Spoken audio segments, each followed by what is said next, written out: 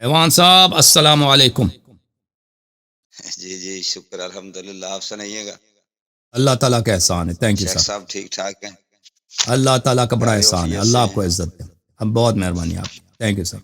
بہت شکریہ، اللہ تعالیٰ آپ کو تندرستی دے، علم و عمل میں برکت دے۔ آپ تھینک یو نے سر، وقت دیا۔ میں آپ کا خادم۔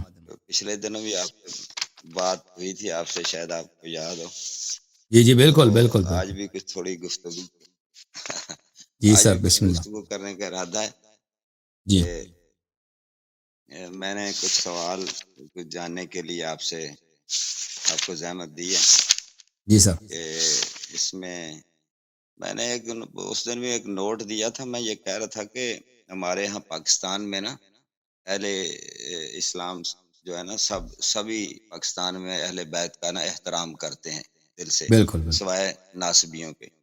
صحیح۔ ہاں جی، اور میں یہ قرض کر رہا تھا پچھلے دنوں بھی، میں اس کو پھر دوبارہ دہرا رہا ہوں کہ اس میں سید مودودی رحم اللہ نے جو کتاب لکھی تھی نا، اس کو پڑھنے کے بعد لوگوں کے کافی جانکاری ہوئی، اور ان کو اس بات کا علم ہوا کہ حضرت علی شیر خدا رضی اللہ تعالیٰ عنہ علیہ السلام کے ساتھ جو باتیں ہوئی تاریخ کے اور احادیث کی روشنی، اور صحیح اسی کام کو پھر حضرت مولانا اسحاق صاحب نے پھیلایا۔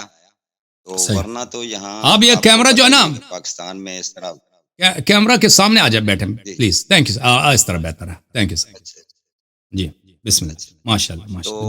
جی مولانا اسحاق صاحب رحم اللہ نے بھی نا اس کو بہت آگے بڑھایا، اور صحیح۔ جس کے بعد لوگوں کو نا جو چھپی ہوئی باتیں تھی، جو اصل اور اہل ہم، سنت کی کتب میں وہ ان کے سامنے آئیں، تو اس سے جی کافی سارا مواد نئی نسل کو اور لوگوں کو ملا۔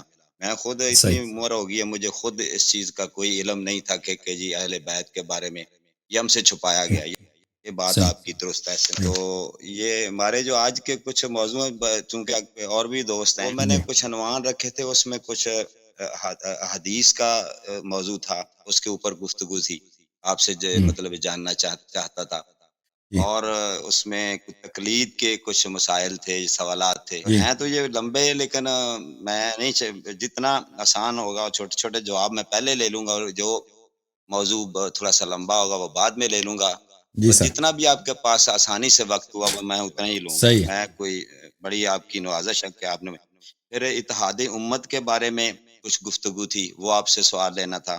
جی سر حضرت علی حضرت علی ابن ابی طالب علیہ السلام کا اسوہ کے بارے میں تھا، وہ کیوں نہیں اختیار کیا جاتا کہ جس طرح آپ نے اپنے دور میں اس وقت تقیہ کیا اور بہت ساری چیزوں وسیع تر مفاد میں امت کے انہوں نے اختیار کیا، وہ آج کیوں نہیں کیا جا رہا یا کرنا چاہیے؟ اور دوسرا ایک وہ جو حضرت علی شیر خدا انتا منی بے منزلت ہارون، اس پہ گفتگو تھی، کچھ سوالات تھے، تو یہ اس طرح میرے پاس کچھ موضوع تھے۔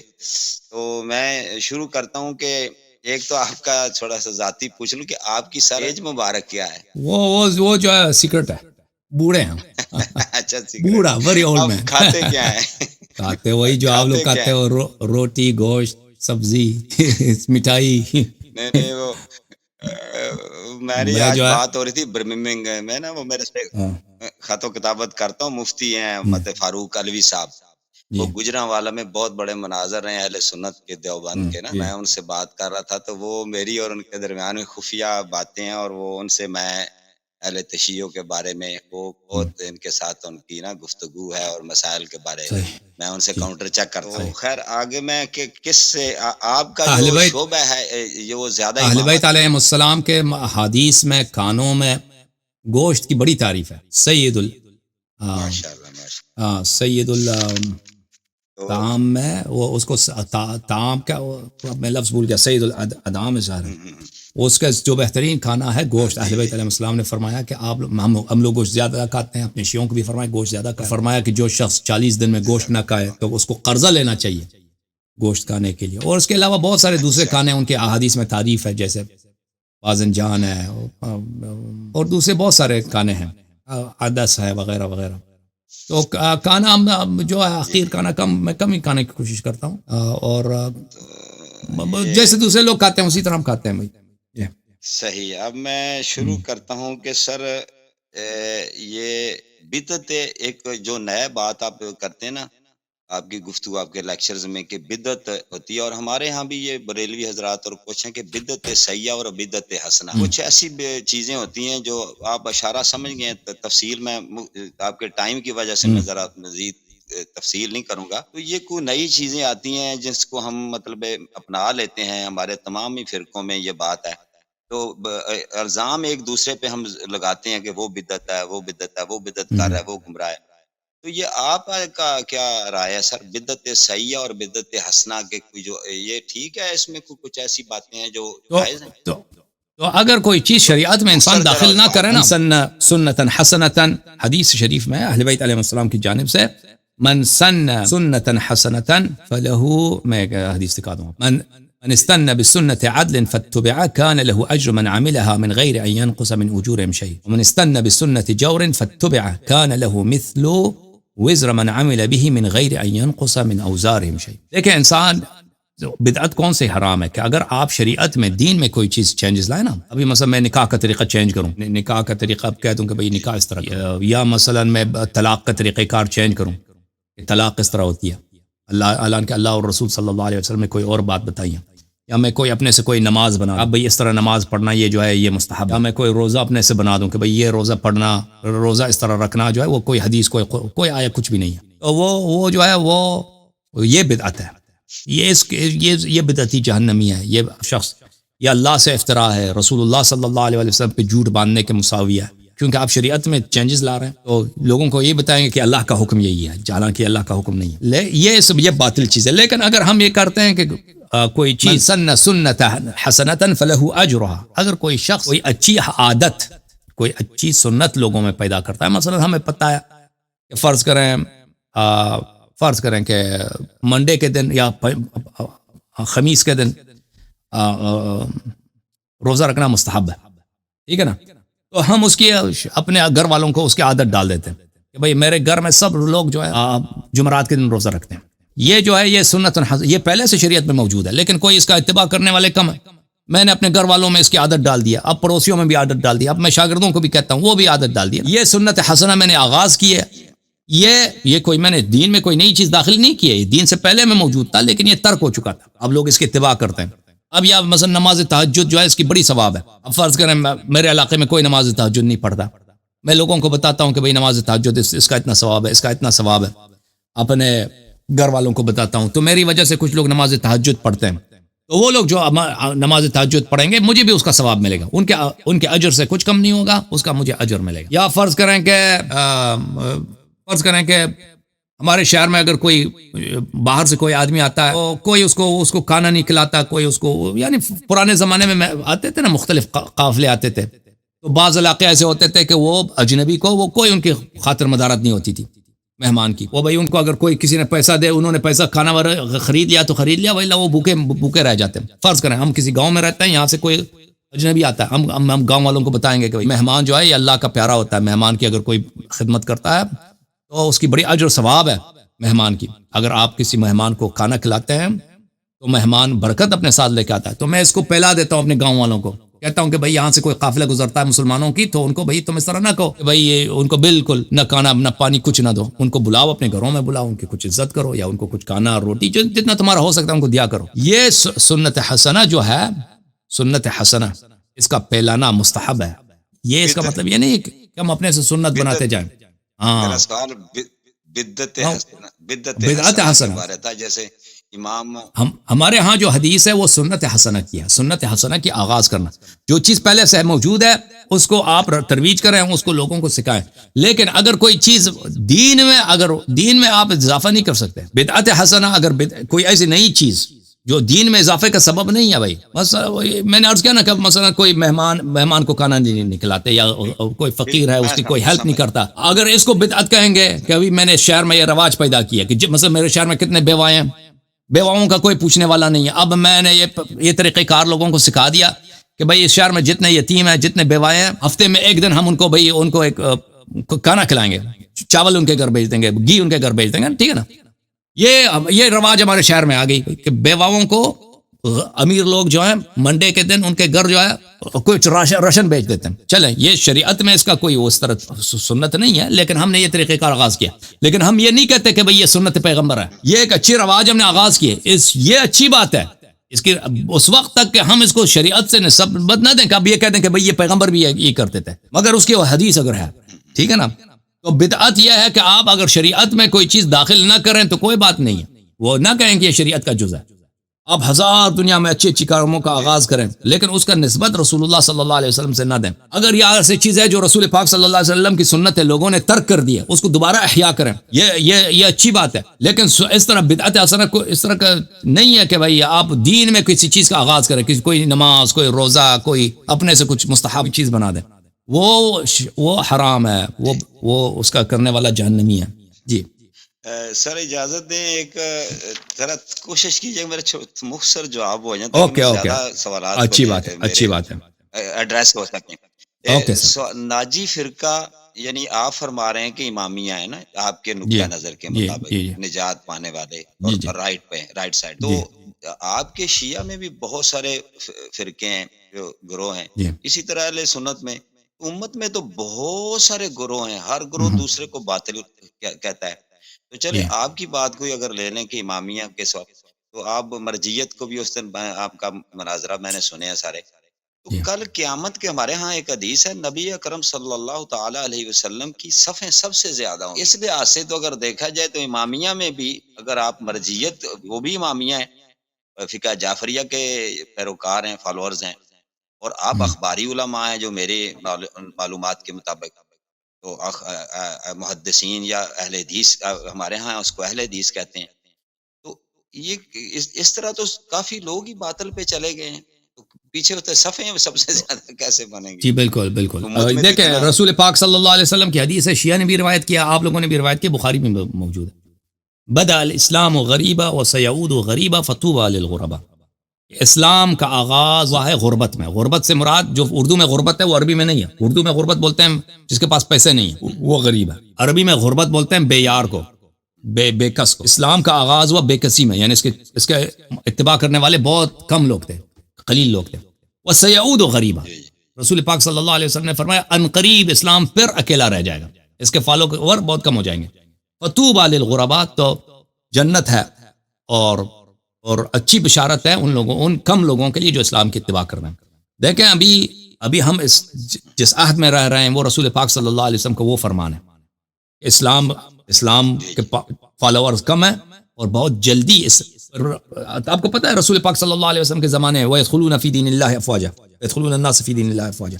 فوج مسلمان بن گئے. اس پیغمبر نے فرمایا صلی اللہ علیہ وسلم کہ اسلام ابھی بہت جلدی بہت اکیلا رہ جائے. اسلام دوبارہ اکیلا ہو گیا، ابھی اکیلے پن کا زمانہ جا رہا ہے، اور ایک زمانہ آئے گا انشاءاللہ تبارک و تعالی جب حضرت عیسیٰ ابن مریم علیہ السلام آسمان سے آئیں گے، امام مہدی علیہ السلام آئیں گے، سب اختلافات کا خاتمہ ہوگا، سب لوگ ایک ہی عقیدے پہ ہوں گے، عمل سب کا ایک ہوگا، ٹھیک ہے نا. یہ سب اختلافات نکل جائیں گے تو وہ نسلوں تک، ہزاروں سال تک وہ اس طرح زمانہ گزر جائے گا، تو نسلیں آئیں گی، تو انشاءاللہ تبارک و تعالی وہاں اس وقت اسلام غریب نہیں ہوگا. اور بہت سارے لوگ ابھی قیامت ابھی تو نہیں ہونے والی نا، قیامت تو ابھی تو بہت ساری چیزیں ہونے والی، بہت سارے نسلیں آئیں گی انشاءاللہ تبارک و تعالی جو ایمان کے راستے پہ ہوں گے. آگے جزاک اللہ خیر. غدیر خم کے موقع پر جو نبی اکرم صلی اللہ تعالی علیہ وسلم نے مولا علی کے بارے میں فرمایا، امام اسحاق صاحب رحمۃ اللہ علیہ جن کے سے میں فیض یاب ہوتا رہا ہوں، جن کے لیکچرز وغیرہ سنتا رہا ہوں، جو ان کے خطبات، وہ فرماتے تھے، اور یہ میرے بھی ذہن میں یہ سوال پیدا ہوتا ہے اور عام سامعین اور ناظرین کے، کہ اتنا بڑا اہم امامت و خلافت کا موقع تھا، یہ آپ کا جو بڑا ٹاپک بھی ہے انٹرسٹنگ. تو وہ کہتے ہیں حجۃ الوداع کے موقع پر، جہاں ہم کہتے ہیں ہماری روایات کے مطابق 1.25 لاکھ کے قریب نا ادھر حجاج تھے یا لوگ مسلمان اس میں تھے. تو یہ اتنی بڑی اہم بات کیا وہاں نہیں نبی اکرم صلی اللہ علیہ وسلم نے فرمائی؟ جو کہ غدیر خم یمن کے لوگ اور آگے کچھ لوگ تھے علاقے کے لوگ، وہاں آپ نے یہ ارشاد فرمایا، جبکہ یہ عقل اور دلیل سے یا سمجھ لیں کہ یہ بنتی ہے کہ یہ بات تو وہاں خطبے میں بیان کی جاتی کہ میرے بعد جس طرح میں مولا ہوں اسی طرح علی آپ کا مولا ہے، تو اور بھی آگے جو پوری حدیث ہے. تو یہ آپ کی خدمت میں عرض کریں، اور یہ وہ غدیر خم. دیکھیں رسول پاک صلی اللہ علیہ وسلم نے جو خطبہ اراد فرمایا ہے عرفات میں، اس میں واضح طور پر اس مسئلے پہ انہوں نے گفتگو کیا. یہ کتاب سنن الترمذی، چاپ دارالفکر، ملاحظہ فرمائیے، یہ بیروت لبنان میں کتاب چھپی ہے، مناقب اہل بیت النبی صلی اللہ علیہ وآلہ وسلم، جابر بن عبداللہ انصاری سے روایت کرتے ہیں، اور اس روایت کو خود ترمذی صاحب کہتے ہیں روایت حسن ہے، بلکہ یہ حسن نہیں ہے، متواتر ہے، کیونکہ بہت سارے غریب حسن من هذا الوجہ، یہ سند حسن ہے، وإلا اس کے اسانید بہت زیادہ ہیں، اس کے متواتر ہے۔ جابر نے کہا کہ میں نے رسول پاک صلی اللہ علیہ وآلہ وسلم کو حجۃ الوداع میں، یوم عرفہ میں دیکھا کہ وہ اپنے ناقہ قصوہ پر، اپنی اونٹنی جس کا نام قصوہ ہے، اس پہ کھڑے ہو کے، اس پہ بیٹھ کے، اس کے زین پہ بیٹھ کے وہ خطبہ دے رہے تھے، یعنی مجمع بہت بڑا ہے۔ انہوں نے فرمایا یا ایھا الناس انی ترکت فیکم، اے لوگ میں تمہارے درمیان چھوڑ چکا ہوں۔ یہ کون کہتا ہے چھوڑ چکا ہوں؟ یعنی مجھے تم میت سمجھ لو، انک میت و انہم میتون کل نفس ذائقۃ الموت، میں آپ کے درمیان چھوڑ چکا ہوں، یعنی یہ میری موت یقینی ہے، یہ میرے وارث ہیں۔ ما ان اخذتم بی من ان اخذتم به لن تضلوا، وہ جو اگر اس کی اتباع کرو، ان سے اخذ کرو، کبھی گمراہ نہ ہو جاؤ گے۔ کتاب اللہ و عترت اہل بیت، کتاب اللہ اور میرے عترت طاہرہ علیہم، اور عترت اہل بیت میں اگر ہم ازواج کو بھی اہل بیت میں لے لینا، کوئی نہیں کہتا، مسلمانوں میں کوئی ایسا فرقہ نہیں ہے کہ ازواج کو امامت کا حق ہے یا ازواج کی اتباع ہم نے کرنی ہے، کوئی نہیں کہتا۔ تو رسول پاک صلی اللہ علیہ وآلہ وسلم نے فرمایا کہ قرآن اور میرے اہل بیت علیہ السلام کی اتباع کرو، یہ عرفہ میں، اور اہل بیت علیہ السلام میں خلافت کا کنٹینڈر، خلافت اور امامت کا کینڈیڈیٹ کوئی نہیں تھا سوائے امیر المؤمنین علی بن ابی طالب علیہ السلام کے۔ یہ واضح ہے، سب لوگوں کو پتہ ہے کہ اہل بیت طاہرین علیہم الصلوۃ والسلام کو، ازواج کو، ہم اہل بیت سے ہم نہیں مانتے ازواج کو، اگر مان بھی لینا، ازواج نے کبھی ادعا نہیں کیا کہ ہمیں خلافت ملنی چاہیے، اور نہ کسی مسلمان نے کبھی کہا کہ نبی صلی اللہ علیہ وسلم کے بعد ام سلمہ کو یا عائشہ کو یا حفصہ یا کسی کو خلافت ملے گی، کسی نے نہیں کہا۔ یہ اہل بیت سے مراد یہاں پہ امیر المؤمنین علیہ الصلوۃ والسلام ہے، واضح طور پر۔ اچھا، اللہ آپ کا بھلا کرے۔ رسول پاک صلی اللہ علیہ وآلہ وسلم حج کے موقع پر ملاحظہ فرمائیے، یہ کتاب صحیح مسلم، چاپ دارالفکر، یہاں پر کتاب الامارہ میں رسول اللہ صلی اللہ علیہ وآلہ وسلم نے غدیر عرفات کے موقع پر فرمایا کہ یہ ملاحظہ فرمائیے کتاب الامارہ میں بہت ساری روایت، ایک دو روایت نہیں، کئی روایات ہیں کہ رسول پاک صلی اللہ علیہ وآلہ وسلم نے فرمایا کہ اس امت کے لا یزال امر الناس ماضیا ما ولیہم 12 رجلا، جب تک 12 لوگوں کا، 12 مردوں کا ان امت پہ ولایت ہے، اس یہ امت کا طریقہ کار صحیح ہوگا۔ پھر انہوں نے کوئی ایک بات کہی، میں خفیت علیہ، مجھے نہیں سنائی دی، فسألت ابی ماذا قال رسول اللہ صلی اللہ علیہ وآلہ قال كلهم من قریش، میں نے پوچھا کہ پیغمبر صلی اللہ علیہ وسلم نے کوئی بات کی، مجھے نہیں سنائی دی، میں نے پوچھا کہ وہ کیا کہہ رہا ہے اپنے والد سے، والد نے کہا کہ وہ کہتے ہیں کہ یہ سب قریش سے ہوں گے۔ اچھا، پھر اگر اس حدیث میں دیکھیں کہ یہی بات کہ رسول اللہ صلی اللہ علیہ وآلہ وسلم نے فرمایا لا یزال الدین عزیزا منیعا الی 12 خلیفہ، یہ دین، اس دین کا عزت اور اس دین کی استحکام 12 خلفاء کے دار و مدار پر ہے۔ تو فقال کلمتا سمنیها الناس، یہ جملہ بڑا اہم ہے، سمنیها الناس، انہوں نے ایک جملہ کہا کہ مجھے سنائی نہیں دیا، کیوں نہیں سنائی دیا؟ سمنیها الناس، لوگوں کے شور کی وجہ سے مجھے نہیں سنائی دیا۔ پیغمبر صلی اللہ علیہ وسلم عرفات کے موقع پر وہاں پہ کہنا چاہتے تھے 12 اماموں کے متعلق، خلافت کے متعلق، خود ان کا یہ مسلم کی حدیث ہے کہ لوگوں نے شور مچایا، سنائی نہیں دیا۔ اچھا، فقلت لابی ما قال، میں نے اپنے والد سے کہا کہ کیا کہہ رہے ہیں؟ کہتے ہیں کلہم من قریش، وہ سب قریش میں سے۔ اچھا، تو نبی کریم صلی اللہ علیہ وسلم عرفات میں کہنا چاہ رہے تھے، لوگوں نے شور مچایا ہے، بولنے نہیں دیا، لیکن انہوں نے بولا بھی ہے۔ یہ کہنا کہ انہوں نے غدیر خم میں کیوں بولا ہے، عرفات میں کیوں نہیں بولا؟ پہلی بات یہ کہ وہ بولنا چاہ رہے تھے۔ غدیر خم میں اللہ کی جانب سے گارنٹی ہے، واللہ یعصمک من الناس، اللہ تعالیٰ ان کو ممانعت کرنے کی یا شور مچانے کی، جب آپ امامت کا اعلان کر رہے ہیں، ان کو اللہ تعالیٰ اجازت نہیں دے گا، اللہ آپ کو بچائے گا۔ اس زمانے میں دیکھیں جو اصل کیپٹل تھا اسلام کا، اس زمانے میں جو اصل دارالحکومت تھا اسلام کا، مکہ نہیں تھا، یمن نہیں تھا، کہاں تھا؟ مدینہ منورہ تھا، مدینہ منورہ تھا۔ خلافت اگر بننا تھا کسی کا تو مدینہ میں بن جاتا۔ مکے کے لوگ، ان کی سیاسی طور پہ فتح مکہ کے بعد شکست ہو چکی تھی، وہ ان کا اثر رسوخ نہیں تھا، یمن وغیرہ ان لوگوں کا کوئی اثر رسوخ نہیں تھا ان لوگوں کا۔ خلافت اگر بننا تو مدینہ والے سب نبی کریم صلی اللہ علیہ وسلم کے ساتھ آئے تھے حج پر اور واپس جا رہے تھے حج پر، اور اس کے علاوہ بقیہ قبائل کے لوگ جو تھے، دیکھیں آج کے زمانے میں اور اس زمانے میں بڑا فرق ہے، کچھ رسوم ہمارے زمانے میں ہے جو اس زمانے میں نہیں تھے، کچھ رسوم ہمارے زمانے میں نہیں ہے جو پہلے زمانے میں تھے۔ مکہ کے بہت سارے لوگ پیغمبر صلی اللہ علیہ وسلم، کیونکہ پیغمبر نے فرمایا تھا اس کے بعد میں مر جاؤں گا دنیا سے، یہ میرا آخری حج ہے، اسی لیے حجۃ الوداع کہتے ہیں. بہت سارے لوگ مکے کے لوگ آئے تھے پیغمبر صلی اللہ علیہ وسلم کو مدینہ تک چھوڑنے. طائف کے بہت سارے لوگ آئے تھے مدینہ رسول پاک صلی اللہ علیہ وسلم کو چھوڑنے. اس وقت عراق جو ہے فتح نہیں ہوا تھا کہ عراق کے لوگ ہوں. عراق کے لوگ مسلمان نہیں تھے اس زمانے میں. تو دوسرے قبائل کے لوگ پیغمبر صلی اللہ علیہ وسلم کے ساتھ آئے تھے. اس طرح نہیں تھے کہ صرف مدینے کے لوگ تھے پیغمبر صلی اللہ علیہ وسلم کے ساتھ. دوسرے قبائل کے لوگ کیونکہ پیغمبر صلی اللہ علیہ وسلم نے فرمایا کہ میں مرنے والا ہوں تو وہ آئے تھے پیغمبر صلی اللہ علیہ وسلم کے ساتھ راستے میں کہ ہم ان کے ساتھ دے دیں. پرانے زمانے میں اس طرح بہت ہوتا تھا کہ کوئی شخص اگر حج جاتا ہے تو لوگ 1 دن تک 2 دن تک 3 دن تک اس کے ساتھ چلتے تھے, اس کے ساتھی بنتے تھے, پھر وہ اس سے خداحافظی کرتے. کوئی 1 ہفتے تک جاتا تھا. تو اس طرح مدینے کے لوگ مکے کے لوگ آئے تھے. پھر نبی کریم صلی اللہ علیہ وآلہ وسلم نے غدیر خم میں اللہ کے حکم سے یہ خطبہ دیا, کیونکہ عرفات حج کے موقع پہ لوگ شور مچا رہے تھے. لوگ نہیں چاہتے تھے کہ نبی صلی اللہ علیہ وسلم کی بات امامت کی لوگوں تک پہنچ جائے. یہ واضح حدیث ہے صحیح مسلم کی کہ لوگوں نے شور مچایا ہے کہ وہ 12 اماموں کے متعلق گفتگو کرنا چاہ رہے تھے. لوگوں نے شور مچایا, بات کرنے نہیں دیا. غدیر خم میں اللہ کی جانب سے حکم آیا, واللہ یعصمک من الناس ان اللہ لا یہدی القوم الکافرین. اب آپ بولیں گے یہ آپ وہاں پہ گفتگو نہیں کر سکیں گے, وہاں پہ شور نہیں مچا سکیں گے. تو رسول پاک صلی اللہ علیہ وسلم نے کسی کو نہیں بتایا کہ میں کیا کرنا چاہتا ہوں.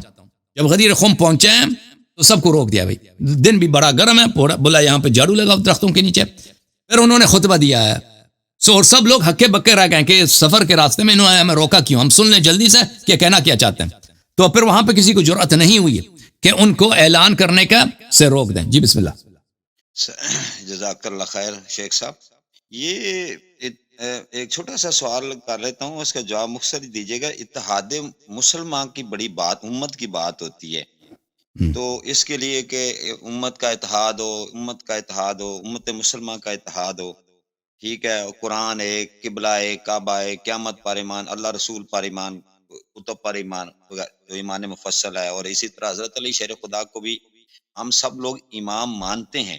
لیکن وہ جس طرح آپ منصوص من اللہ کہتے ہیں, اس پر تھوڑا سا نزاع ہے, اس پر یعنی فرو ہے یا گفتگو ہے اہل سنت کے ساتھ آپ کی. تو میں یہ آپ کی نظر میں اتحاد امت کیسے چاہیے؟ دیکھیں اس کے ساتھ جڑواں سوال لے لیں, جڑواں سوال ایک چھوٹا سا, کہ جب حضرت امام مہدی تشریف لائیں گے قرب قیامت, جب ظہور ان کا ہوگا, تو کیا اس سے پہلے مسلمان کلمہ گو جس کو آپ سمجھتے ہیں, بے شک آپ نے اس کی کیٹیگرائز کیا ہے کہ جن کو پتہ ہے اور وہ حق سے انحراف کر رہے ہیں تو وہ باطل ہیں, وہ کافر ہیں, بدعتی ہیں, جو بھی ان کو کہیں, اور کچھ عوام الناس ہے, عوام ہے, جن کو نہیں پتہ دلیل کا یا جس طرح مطلب ہے, وہ کلمہ گو مسلمان, ان کے ساتھ مسلمانوں والے احکامات یا مسلمانوں والا رویہ برتاؤ کیا جائے گا. سوال اس میں یہ بن رہا ہے کہ جب امام مہدی سے پہلے کیا ہم کوئی اقدام نہیں کر سکتی امت, یا ظلم اور جور اور ان کی یعنی کفر اور حدود اور یہود کے سامنے مطلب اس طرح ماری کھاتے ہیں؟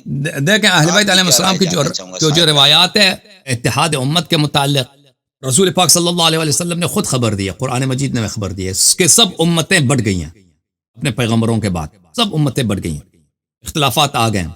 رسول پاک صلی اللہ علیہ وسلم نے خبر دی ہے کہ میرے امت کے 73 فرقے بنیں گے, سب جہنمی سوائے ایک فرقے. اور رسول پاک صلی اللہ علیہ وسلم نے اتحاد کا نسخہ دے دیا ہے, واعتصموا بحبل اللہ جميعا ولا تفرقوا. قرآن مجید میں کہا ہے حبل اللہ سے مراد کیا؟ حبل اللہ سے مراد حدیث میں نے آپ کو دکھایا کہ حبل اللہ سے مراد امیر المؤمنین علیہ الصلوۃ والسلام. رسول پاک صلی اللہ علیہ وسلم نے فرمایا کہ میرے بعد تم گمراہ نہ ہو جاؤ گے, خود بولا کہ گمراہ ہو جاؤ گے, پوری امت گمراہ ہو جائے سوائے ایک فرقے کے, گمراہ نہ ہو جاؤ گے اگر تم قرآن اور اہل بیت علیہ السلام کی اتباع کرو. میں یہاں پہ اگر کوئی نیا فرقہ بنا دوں نا, یہ کوئی نیا فرقہ بناتے ہیں, کوئی نیا نظریہ پیش کریں کہ اتحاد کا یہ نسخہ, جیسے آج کل کے علماء کرتے ہیں نا کہ وہ قرآن اور سنت سے باہر کوئی وہ دلیل لے کہتے ہیں کہ ہم اس طرح سے اتحاد کریں گے, وہ سب فراڈ ہے, اس سے اتحاد نہیں بنے گا. اور اتحاد کی ایک سب کوششیں ناکام بھی ہو چکی. اتحاد وہی ہوگا جو حقیقی اتحاد ہو, اور وہ ہے کہ ہمارے عقیدے ایک بن جائیں, ہمارے عمل ایک بن جائیں, اور وہ اتحاد جو ہے وہ حقیقی اتحاد, عقیدہ عمل ایک بن جائے. وہ اسی طرح ہوگا کہ ہم اہل بیت علیہ السلام کی اتباع کریں, صرف نہ کہیں کہ ہم ان سے محبت کرتے ہیں, اتباع کریں, اصول دین فروع دین اہل بیت علیہ السلام سے لیں. اچھا یہ بات اپنی جگہ. اب آپ نے کہا کہ امام مہدی علیہ السلام کے ظہور سے پہلے ہم یہود و نصارہ کے خلاف یہ کیا ظلم کے خلاف ہم کیا کریں. دیکھیں میرے بھائی, اہل بیت علیہ السلام کی جو فرامین ہے وہ یہ ہے کہ اگر مسلمانوں پہ کئی حملہ ہوتا ہے, مسلمانوں پہ کئی کفار حملہ کرتے ہیں کہ مسلمانوں کو قتل کریں, ان کے مال کو اٹھائیں, ان کی بیویوں کو اٹھائیں. پرانے زمانے میں اس طرح ہوتا تھا. مثلا جو لوگ بارڈروں میں رہتے تھے نا, جو قبائل کفار کے قریب رہتے تھے, بہت دفعہ ہوتا تھا کافر حملہ کرتے تھے, میں اسے ایک علاقے پہ وہاں پہ قبضہ کر لیا, مال وغیرہ اٹھا کے لے گئے, مردوں کو قتل کیا, اور جو ان کی عورتیں ہیں ان کو بھی کنیز بنا کے لے گئے. پھر مسلمان بھی یہی کرتے تھے ان کے ساتھ. اگر اس طرح ہے تو مسلمانوں پہ واجب ہے، مسلمانوں پہ واجب ہے کہ وہاں پہ ان کو وہ کسی اجازت کی بھی ضرورت نہیں. وہ اپنے بارڈر پہ جا کے بھائی وہاں پہ جو قتال کرتا ہے، جہاد کرتا ہے، وہ شہید ہو جاتا ہے، وہ اس کی اجر ہے. اور وہ اسی حد تک کہ بھئی وہ کافر جو ہے یہ پھر طمع نہ رکھیں، ان کو یہ بالکل وہ مایوس ہو جائیں کہ ہم مسلمانوں کے علاقے میں جائیں گے، ان کے مال اٹھائیں گے، ان کے عورتوں کو اٹھائیں گے. یا کوئی کافر آتا ہے مثلا آپ کے دین کو چینج کرنے کے لیے، پرانے زمانے میں ہوتا تھا اس طرح کہ مسلمان، وہ جیسے اسپین میں ہوا نا، مسلمانوں کے علاقے پہ قبضہ کیا، سب کو کرسچن بنا دیا، بولا تو سب عیسائی بن جاؤ، مسلمان سب عیسائی بن گئے. تو یا اس طرح اگر کوئی آتا ہے تو اس کو دفع کرنے کے لیے، اس کو دور کرنے کے لیے اس سے جہاد کیا جائے. اس کے علاوہ میرے محترم بھائی دیکھیں، امر بالمعروف و نہی عن المنکر کی بڑی اہمیت ہے مذہب اہل بیت علیہ السلام. آپ جو ہے، جو آپ کے حکام ہیں، ان کی نصیحت کریں کہ وہ لوگوں پہ ظلم کمتر کریں. وہ ظلم تو کریں گے لیکن وہ کمتر ظلم کریں، سنت کی اتباع کریں، حدیث کے اتباع کریں، لوگوں میں عدل کریں. تو اگر آپ کو ایسا حاکم ملتا ہے جو ظلم نہیں کرتا، وہ اللہ کا شکر کریں. اور آگے بڑھ کر یہ کریں. لیکن اس کی حکومت کا قائم کرنا، حکومت کا قیام، دیکھیں اس کا کوئی حکم نہیں ہے، نہ شیعہ کے پاس نہ مخالفین کے پاس کہ حکومت قائم کرے، اور نہ اس کا اسٹرکچر کسی کو معلوم ہے، اور نہ اس کے قوانین کسی کو معلوم ہے. تو یہ نہیں ہوگا. اگر واقعا شرعی حکومت بنانا ہے جو اللہ کے قوانین کے مطابق ہوں، وہ اللہ کے قوانین ہمارے پاس نہیں ہیں، وہ صرف امام مہدی علیہ السلام کے پاس ہیں. وہ آئیں گے تو اسلامی حکومت بنائیں گے. اس سے پہلے جو بھی آئے گا، یہ اہل بیت علیہ السلام کے متواتر روایات میں کہ ہم حکومت بنائیں گے، ہم عدل کا انصاف کریں گے، وہ خود شیطان ہے. وہ اس سے آپ امید نہ رکھیں کہ وہ آپ کے ساتھ انصاف کرے گا، عدل پھیلائے گا. وہ خود شیطان، وہ طاغوت ہے. طاغوت شیطان کو بولتے ہیں، وہ خود شیطان ہے. اور جو لوگ اس کے ساتھ دیتے ہیں وہ طاغوت اور شیطان کی عبادت کر رہے ہوتے ہیں. جی ہاں، یہ امان صاحب ختم ہے آپ کے شیخ سوالات؟ صاحب آپ تھک تو نہیں گئے؟ نہیں، میں آپ کے سوالات تو ہے، خادم. تھک گئے ہیں کہیں؟ نہیں، آپ سے گفتگو کرتے ہیں کس کو اللہ کیسے تعالیٰ تھک آپ سکتا کو ہوں. بڑی لمبی عمر دے، وہ علمی تھینک یو سر. یقین کرے. موتی پر ہوتے ہیں اور بڑے اچھے اور بڑے دلائل سے. ہم چاہتے ہیں کہ مختصر جواب دیں، لیکن آپ ماشاءاللہ تفصیل سے اور بڑے اچھے طریقے سے سمجھاتے ہیں. مجھے آپ اجازت دیں، کتنے سوال اور لے سکیں گے؟ 2 مزید سوال کریں، چلیں ٹھیک ہے نا؟ 2 سوال کر لیتا ہوں، ٹھیک ہے، کیونکہ صحیح، تھینک یو پھر سے انشاءاللہ نا. ایک تو انشاءاللہ. میں حدیث کے بارے، حدیث کی اوصاف اور راوی کے بارے، یہ تھوڑے سے آپ کے نا، آپ کے اوپر کہہ رہے ہیں کہ سخت سوال ہیں، تو جاننے کے لیے صرف. جی اور سر، جی ایک سر. جو ہے نا، انت منی بمنزلت ہارون جی علیہ سر. السلام کے بارے جو ہے نا، آپ جی کے بارے حضرت علی علیہ السلام، جی. اس میں یہ ہے کہ بے منزلت، یعنی آپ غور کریں، بالکل تو اسی طرح نہیں ہے نا. نبی یعنی میں شاید عبارت پڑھ دوں، اگر سب مراد ہوتا تو اس میں تو کافی چیزیں نہیں ہیں، جیسے کہ نبوت کی نفی تو حضور علیہ الصلوۃ والسلام نے کر دی. تو اور بھی ان کی منزلت جو ہے وہ واضح نہیں ہے، صریح نہیں ہے اس حدیث سے. تو اس کو ہم نس قطعی کیسے کہہ سکتے ہیں؟ جو یہ قرائن سے ثابت ہوتا ہے کہ آپ تبلیغ میں اور دیگر امور میں تو آپ بے منزلت ہارون ہو سکتے ہیں. تو میری بات شاید سمجھ گئے ہیں کہ میں کیا کہنا، اس پر کیا فرمائیں گے، یا مزید کھولوں جی اس کو؟ شاید کھولیں سوال آپ کھولیں، کہہ لیں ہاں، کھولیں. وہ یہ ہے کہ یعنی یہ جو لکھا ہے کہ مثلا پتہ چلتا ہے کہ حضرت موسیٰ علیہ السلام سے آپ عمر میں بڑے تھے، ٹھیک ہے. حدیث میں یہ چیز نہیں ہے. بے منزلت اوکے. جب ہم کہیں گے نا، تو بے منزلت ایک تو نبوت نہیں ہے ان کے پاس، یہ تو اللہ کے نبی کے فرامین اور ارشاد کے بعد وہ تو اس کی نفی ہوگی. باقی ان چیزوں کی تو اس میں بظاہر غور سے دیکھیں تو یہ چیزیں نہیں نظر آتی کہ آپ عمر میں بڑے تھے، آپ کی وفات پہلے ہوئی، اور اس طرح کی اور کچھ چیزیں تھی. اس طرح وہ منزلت ہے، وہ کہ کس طرح آپ جب اس طرح کی بات ہو، مبہم ہو، واضح نہ ہو، تو اس کو نس قطعی نہیں کہتے. اس پہ بھی آؤں گا. نس قطعی کس کو کہتے ہیں آپ لوگ، اور نس یعنی اشارت النس کس کو کہتے ہیں؟ تو یہ اشارت النس ہے، یہ جو میں نے بات کی ہے نا، جس سے میری یہ سامنے یہ گفتگو آئی ہے. دیکھیں، اس کی دلائل بہت زیادہ ہیں، میں آپ کو اختصار کے ساتھ جتنا ہو سکتا ہے یہاں پہ بتا دیتا ہوں کہ جیسے میں تھوڑا سا مثال کر دوں، جیسے آپ تلاش کر لیں، جیسے قطعی نص ہے قرآن سے نا، قرآن میں ہے محمد رسول اللہ، یہاں تو یہ قطعی ہوگی، وضاحت ہوگی، اس کے لیے کوئی مطلب ضرورت نہیں. اور دوسری جس کو ہم اشارت النص کہتے ہیں، یا ایھا النبی، اور یہ جو قطعی نص کا منکر ہوتا ہے وہ کافر ہو جاتا ہے نا. تو یہ ہمارے ہاں ہے، ویسے یہ اصول ہمارے ہاں ہیں اہل سنت میں، یہ لوگ بیان کرتے ہیں علماء.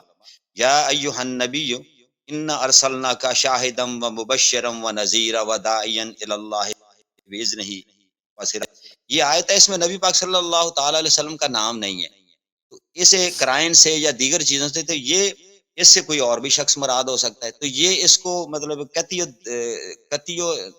دلیل نہیں کہہ سکیں، کیونکہ نبی پاک صلی اللہ علیہ وسلم اس میں جنی کہ ایک آیت کے اور سے بھی مفاہیم کا احتمال ہو۔ اچھی بات ہے، آپ سن لیں، دیکھیں یہاں پہ نبی صلی اللہ علیہ وسلم نے فرمایا انت منی بمنزلت ہارون من موسیٰ، منزلہ اس میں جنس ہے، منزلہ اس میں عربی زبان میں جو گرامرینز ہیں جنہوں نے عربی زبان کے گرامر پہ کتابیں لکھی ہیں، وہ اس میں جنس اور اس میں ذات میں، ہم اس میں ذات میں فرق یہ رکھتے ہیں کہ ذات جو ہے وہ کسی شخص پہ دلالت کرتا ہے، کسی چیز پہ، خاص چیز پہ، جیسے وہ کہتے ہیں مکہ، مدینہ وغیرہ۔ ایک چیز ہے کہ اس ایک چیز کے جنس پہ دلالت کرتی ہے، جیسے ہم کہتے ہیں نا کہ شہر، اب شہر جو ہے وہ کوئی بھی شہر ہو سکتا ہے، لیکن ہم جب کہیں گے مکہ مکرمہ تو صرف شہر مکہ ہے، وہ ایک چیز کے ذات پہ۔ ہم کہتے ہیں انسان، یہ اس میں جنس ہے، ہم کہتے ہیں کہ احمد ایک خاص آدمی ہے، تو یہ اس میں جنس ہے۔ اس میں جنس خود عربی زبان کے علماء وہ مختلف کتب میں فرماتے ہیں کہ اس میں جنس سب یا محلہ بالالف واللام ہو یا اس کی اضافہ ہو معرفہ کی طرف، یہ عموم پہ دلالت کرتی ہے، عموم پہ دلالت کرتی ہے۔ یہ ایک طے شدہ قاعدہ ہے۔ یہ کتاب ہے منہاج الاصول وصول الی علم الاصول، تالیف قاضی القضات عبداللہ ابن عمر البیضاوی۔ یہاں پہ میں آپ کو صفحہ نمبر 51 پہ دکھا دیتا ہوں، میں پہلے دکھا دوں کہ یہ کتاب کہاں پہ چھپی ہے۔ یہ کتاب چھپی ہے مؤسسۃ الرسالہ، سنہ اس کی جو ہے واضح نظر نہیں ہے، سنہ 2006 میں چھپی۔ اچھا، یہاں پہ میں آپ کو صفحہ نمبر 51 میں لے کے چلتا ہوں، اس میں آپ دیکھیں فی العموم والخصوص، عموم اور خصوص کے کہ کیا عربی زبان میں اس کے ادوات کیا ہیں، اس کے اظہار کے کیا طریقہ کار ہیں۔ وفیہ فصول، العام لفظ یستغرق جمیع ما یصلح له ولو بواضع واحد، لفظ عام وہ لفظ ہے جو اس کے جمیع افراد پہ دلالت کرتی ہے۔ اور جب ہم کہتے ہیں نا انسان، اس میں سب انسان، کالا ہے، گورا ہے، امریکی ہے، پاکستانی ہے، لفظ انسان میں سب آ جاتے ہیں، جتنے بھی انسان ہیں ایک ہی وضع میں، ایک دفعہ ہم نے انسان کا کلمہ مشخص کر دیا اس بنی آدم کے لیے، تو اس میں سب آ جاتے ہیں، ٹھیک ہے نا، اس کو لفظ عام کہتے ہیں۔ اس لفظ عام میں آپ کے لیے لفظ عام کے ادوات کیا ہیں؟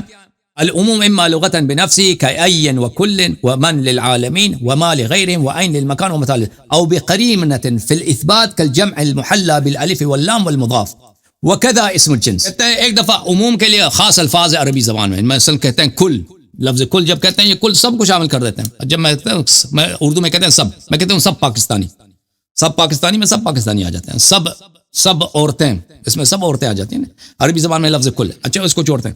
اس کے علاوہ جب الف اللام آ جاتا ہے یا مضاف ہو وکذا اسم الجنس، اور اسی طرح اسم جنس، اور اسی طرح جواز الاستثناء، اور جب اس میں سے کسی چیز کا استثناء ہو جاتا ہے، یہ سب عموم کے دلائل۔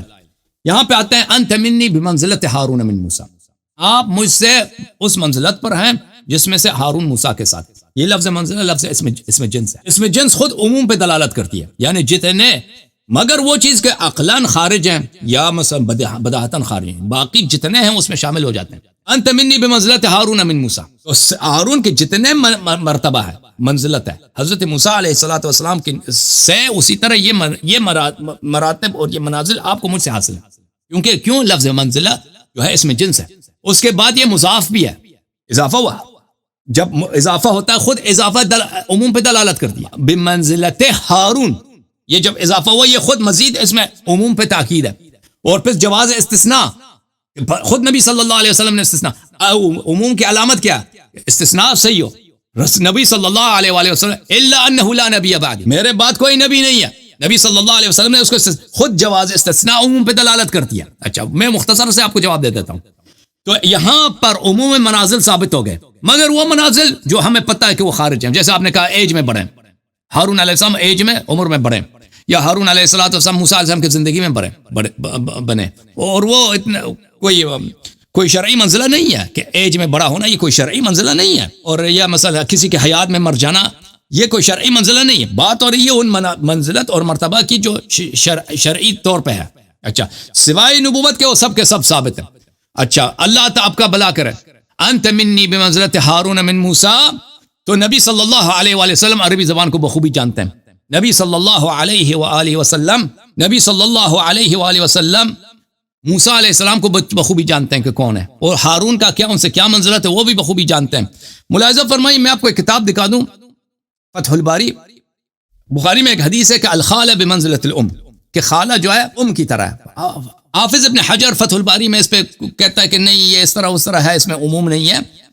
ہاں، عمدۃ القاری میں حافظ عینی ابن حجر کے بات کو رد کرتا ہے اس انداز سے۔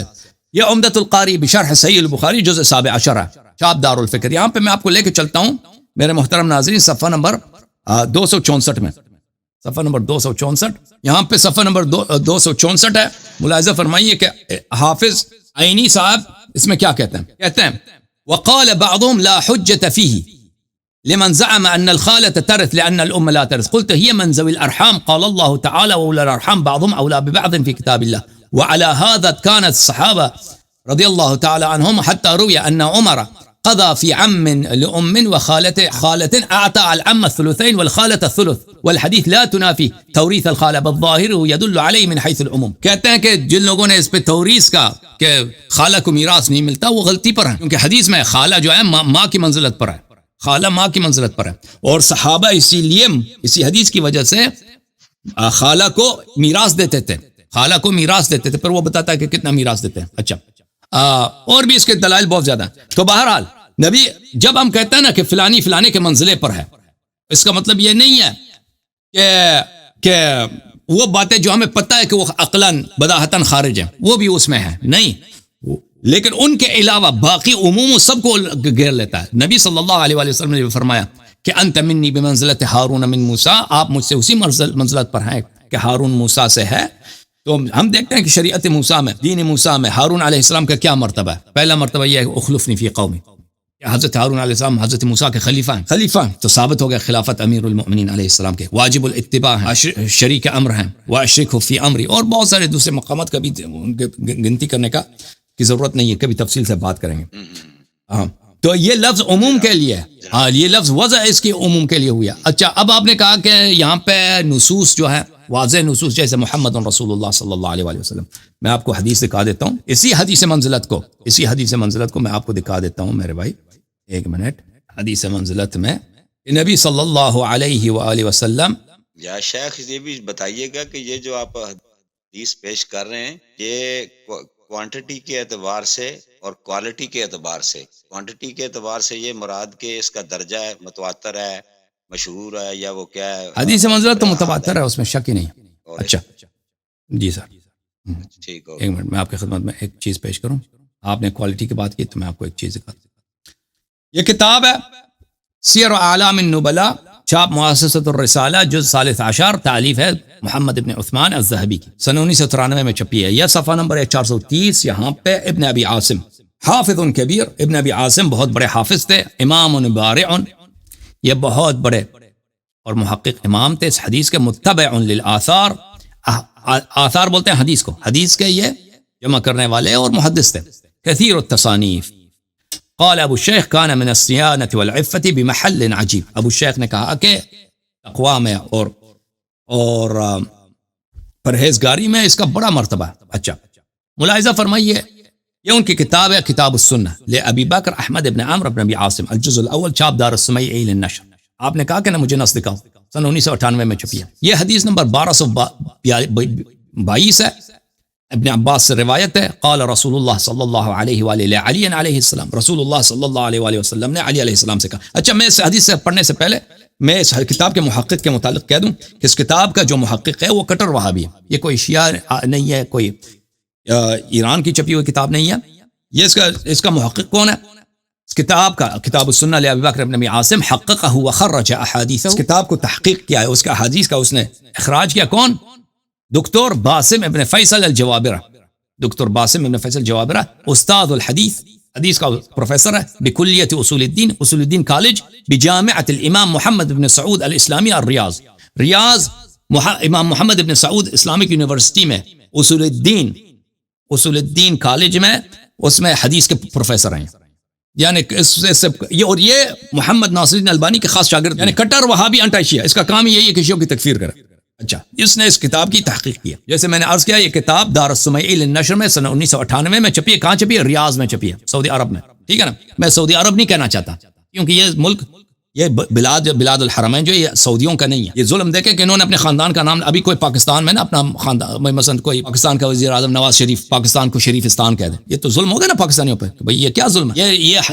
یہ جو ہے یہ حجاز ہے، یہ نجد ہے، یہ جزیرۃ العرب ہے، ان کی شرعی اسامی ہے. ان لوگوں نے بھئی اتنا ظلم کہ ایک ملک کا نام ہی تم نے اپنے خاندان کے نام پہ رکھا ہے. بہرحال یہاں پہ صفحہ نمبر 799 میں حدیث 1222 عبداللہ ابن عباس سے روایت ہے. قال، ملاحظہ کریں ایوان صاحب، یہ بڑا اہم ہے ایوان صاحب. قال رسول اللہ صلی اللہ علیہ وآلہ وسلم لعلی، رسول اللہ صلی اللہ علیہ وآلہ وسلم نے علی علیہ السلام سے کہا، انت منی بمنزلت ہارون من موسیٰ، آپ مجھ سے اسی منزلت پر ہیں جو ہارون کو موسیٰ سے ہے، اسی منزلت پر ہیں جو ہارون کو. یہ لفظ دلالت کرتا ہے عموم منازل پر، مگر یہ کہ وہ جو عقلاً خارج ہے یا جو نبی صلی اللہ علیہ وسلم نے خود استثناء کیا. الا انک لست نبیا، مگر یہ کہ آپ نبی نہیں ہیں. وانت خلیفتی فی کل مؤمن من بعدی، اور آپ میرے جانشین ہیں، آپ میرے جانشین ہیں میرے بعد ہر مومن پر. نبی صلی اللہ علیہ وسلم نے خود بتا دیا. یہ عموم منازل موسیٰ ہارون میں سے ایک عہدہ جو تھا ہارون علیہ السلام کا قرآن میں، کہ ہارون علیہ السلام کو نبی موسیٰ علیہ السلام نے کہا اخلفنی فی قومی، تم میرے خلیفہ میں تم میری امت میں میری جانشین ہو. وانت خلیفتی فی کل مؤمن من بعدی. حدیث نمبر عاشر نمبر 1 ہے بھائی، عاشر نمبر 1 دیکھو. اسنادہ حسن، اس کی سند حسن ہے. رجالہ رجال الشیخین، اس کے سب رجال بخاری مسلم کے رجال ہیں سوائے ابن ابی بلجہ کی، اور وہ ابن ابی بلجہ وہ بھی صدوق ہے، وہ بھی صادق ہے. تو حدیث جو ہے حدیث حسن، حدیث صحیح کے اقسام میں سے ہے. اگر یہ ابوبکر عمر کے لیے وہ حدیث ہوتا نا جس کو کہتے تھے یہ بہت ہی صحیح ہے، لیکن اس لیے کہ علی علیہ الصلوۃ والسلام کے لیے کہا کہ یہ حسن ہے، کوئی بات نہیں، حدیث حسن بھی حجت ہے. تو رسول صلی اللہ علیہ وسلم نے کہہ دیا نا، حدیث منزلت میں امیر المؤمنین علیہ الصلوۃ والسلام کے منازل و مراتب میں جو ہارون کو موسیٰ سے تھا، خلافت کا مقام امیر المؤمنین علیہ السلام کو بنص کلام پیغمبر ثابت ہے، اور یہ ہمارے لیے کافی ہے الحمدللہ رب العالمین. اوکے جناب، مزید ایک سوال ہے یا ختم ہے آپ کے سوالات؟ ایک سوال کر لیتا ہوں میں، یہ جو میں پوچھ رہا تھا کہ آپ جو تقلید کا اور یہ مراجعت کا یا اس کو فتویٰ یا اجتہاد اور ان چیزوں پہ بھی آپ کی میں نے گفتگو اور لیکچر سنے ہیں اور ڈیبیٹس بھی سنی ہیں. میرا کہنا یہ کہ یہ جو اخباری علماء جو ہے جن کو اہل حدیث وغیرہ جس طرح، یہ جب راوی اسماء الرجال کے لوگ، اس میں 2 چیزیں ہیں نا سند میں، جیسا کہ یہ تو لوگوں کے لیے ہوتا ہے، آپ کو تو نہیں نا ہم بتا سکتے، آپ کے سامنے تو مکتب ہے، ایک سند ہے اور ایک متن ہے. ہاں، ایک سند ہے اور ایک متن ہے. تو جو اسماء الرجال کے ہمارے ہاں جو ہے نا، جو کچھ لوگ ایسے تھے وہ محدثین بھی تھے اور اسماء الرجال پر بھی ان کا ملکہ تھا، تو اصول ان کے لیے. کچھ لوگ ایسے تھے جو صرف سند کی طرف ان کا زیادہ زور تھا، اور متن کو جو ہے نا فقہا یا علماء یا وہ جو بھی ان کا نام کہہ رہے ہیں، جو اس کی عمیق گہرائی سے تطبیق کرتے تھے، استنباط کرتے تھے، جو صریح اور واضح ہے اس میں تو کوئی شک نہیں. جن چیزوں میں استنباط کی ضرورت پڑتی ہے تو وہ تو کوئی اہل علم کرے گا. تو یہ عام لوگ، آپ اس پر بڑی نقد کرتے ہیں، جو عام لوگ ہیں، عام لوگ تو میری طرح کے جاہل یا کم کے لوگ، وہ کس طرح دلیل کو پرکھ سکیں گے؟ آپ نے اس دن بھی میرے سوال کا جواب دیتے ہوئے مضاف اور مضاف علیہ کی بات کی. سچی بات ہے، تھوڑی بہت میں صرف کو جانتا ہوں، 2 مطلب ذرا وہ کر لیتا ہوں. میں نحو کے بارے میں کچھ بھی نہیں بے علم. میں اس دلیل کو کیسے پرکھوں گا؟ دوسرا قرآن پاک میں لکھا ہے کہ یہ، یعنی میں یہ سارا اس کو آپ کے سامنے کوئی چیزیں اٹھا رہا ہوں نا، تو اس کو آپ پھر کنکلوڈ کر لیجئے گا کہ فَاسْأَلُوا أَهْلَ الذِّكْرِ إِن كُنتُمْ لَا تَعْلَمُونَ. یعنی قرآن پاک میں تو ہے کہ جو چیز انسان کو نہیں ہوتی، یہ دنیا کا نظام ہی ایسا، یا کسی بھی شعبہ جات میں دیکھ لیں تو کچھ اس میں خواص ہوتے ہیں اور کچھ عموم ہوتے ہیں، عام ہوتے ہیں لوگ، عامی لوگ. تو وہ اہل علم سے، اہل الرائے سے، یعنی تو جو لوگ جس طرح آپ بتاتے ہیں نا کتابوں میں لکھا کہ وہ اس طرح حجت وغیرہ، وہ حجت نہیں ہے. جو صریح اور صاف قرآن، حدیث اور ارشادات اور ائمہ کے اقوال کے بعد کوئی ایسی چیز مفاہیم میں تطبیق کرنے کی ضرورت پڑتی ہے یا فروع آ جاتا ہے، تو اس میں اگر فقہا کرتے ہیں یا اخباری علماء کرتے ہیں یا مجتہدین کرتے ہیں تو اس میں کیا عیب ہے، کیا اس میں خرابی ہے؟ تو آپ اس کو کیوں بدعت کہتے ہیں؟ ایسی چیز کو تو آپ کوئی واضح کریں. تو دیکھیں ہمارے جوڑ دیتا ہوں اسی سوال کو، پھر میرے ختم ہو جائیں گے کیونکہ وقت کافی لے لیا میں نے آپ کا. وہ یہ ہے کہ جب آپ یعنی جو جتنے بھی اسماء الرجال کے آپ راویوں کے اوپر وہ بتاتے ہیں کہ یہ راوی، ہمارے ہاں تو 4 صفات ہیں راوی کے اندر، ضبط ہے، عدل ہے، اسلام ہے اور دیگر مطلب پتہ نہیں ایک اور کیا ہے. تو اس طرح وہ تو ہمیں وہ بتا رہے ہوتے ہیں کہ یہ راوی کذاب ہے اور یہ قسم کے لحاظ سے وہ غیبت، یہ اچھا ہے، یہ سکہ ہے، یہ غیر سکہ ہے، یہ وغیرہ. تو جب ان کی جیسے آپ کے اصول اربع میں جو کتب ہیں جو آپ کے لکھنے والے بڑے محدثین رحم اللہ، تو وہ لکھتے ہیں اور وہ ان کے بارے میں جھرا کرتے ہیں اور تعدیل کرتے ہیں، تو ان کی جرح پہ آپ بھی تو تعدیل کو آپ بھی ایکسیپٹ کر لیتے ہیں. تو یہی تو دوسرے مجتہدین یا جو فقہا ہیں ہمارے ہاں، تو یہ ہے کہ جو فقہ حنفی کے جو احناف کے علماء ہیں، اس کے بعد جو ہے نا وہ مجتہد مطلق نہیں ہے، وہ مجتہد فی المذہب ہے. وہ یعنی سارے مسائل پہلے کے علماء کے یا قرآن و سنت کی روشنی میں ان کو سامنے رکھتے ہوئے وہ تطبیق کرتے ہیں. جس کو آپ عقل کہتے ہیں اس کو ہم قیاس کہتے ہیں، قیاس کو آپ حرام کہتے ہیں، قیاس شرعی کو. تو قیاس کا بھی یہی عقل کرنا ہوتا ہے کہ اس طرح کے مسئلے کو پہلے کیسے کسی نے حل کیا. ساری یہ اس گفتگو کا اینڈ مطلب فریم یہ ہو سکتا ہے کہ آپ تقلید کے بھی خلاف ہیں، اور جبکہ آپ ایک لحاظ سے آپ اخباری علماء بھی اہل حدیث بھی تقلید ہی کر رہے ہوتے ہیں، کسی کی بات کو مان ہی رہتے ہیں جس میں یعنی فرو ہوتا ہے، یا جس تو کسی یہ راوی اچھا ہے، یہ برا ہے، یہ کمزور ہے، یہ ضعیف ہے، یہ موضوع ہے، یہ منکر ہے، یہ مرسل ہے، یہ صحیح ہے، یہ موقوف ہے اور یہ مرفوع ہے. جی سر. جی میں آپ کو بھی بتاتا ہوں. کافی ساری چیزیں میں نے اکٹھی کر دی ہیں. صحیح آپ نے صحیح.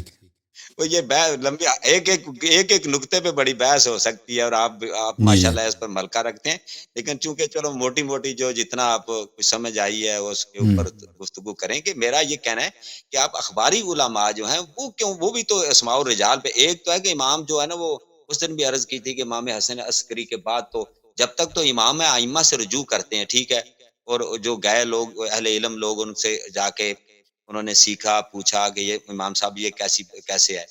تو جب بعد میں چوتھی پانچویں صدی کے لوگ سال دو صدیاں گزرنے کے بعد یہ کتابیں مرتب ہو رہی ہیں، وہ درمیان میں راوی آ جاتے ہیں. ہمارے تو بہت زیادہ ہیں، آپ کے کم ہے، چونکہ امام حسن عسکری جو ہے نا وہ بعد میں، ہماری تو 5ویں صدی میں جا کے پتہ نہیں یہ کام ہوا ہے، 4تھی صدی میں. تو اس کے درمیان میں کافی راوی ہیں، تو اس کو کہہ رہے ہیں جی یہ نہ ملے ہیں، بس اس سے سنا جی بندہ کیسا ہے، انہوں نے کہا جی یہ بندہ اچھا ہے، بس جی سکہ ہو گیا، یہ کذاب ہو گیا. اصل میں کہ ڈائریکٹ نبی پاک صلی اللہ علیہ وسلم سے جو بات سنی جاتی ہے، جو مرتبہ اس کا ہے. تو اسی طرح قرآن ہے.